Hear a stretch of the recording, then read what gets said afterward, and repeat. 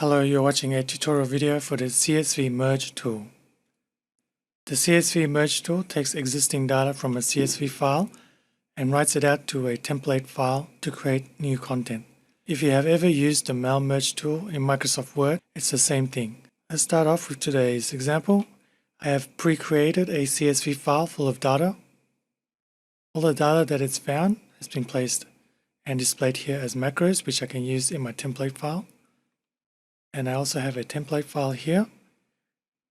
This is what the template file looks like. So inside it's using the macros, and these refer, series title, and data value are both macros that appear in the CSV file.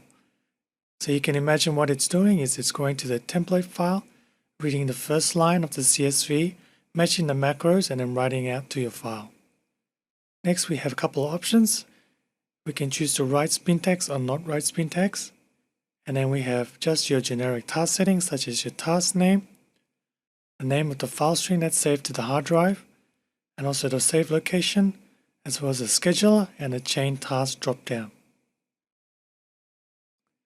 When it comes to the save file name string, you can actually use any of the content that is in the CSV file to keep your file name unique. I'm going to click on Run. Once the task has finished running, I can see that it's written a new bunch of articles, and it's found 12 lines in my CSV file. Now, if I want to preview these files, it's very easy. I can hover over the Preview Article button. I can locate to browse it in my File Explorer, or I can click on this blue button. So here's my content that's been mail merged. Now, if you have any questions about what you've seen today, please jump on our website at seocontentmachine.com.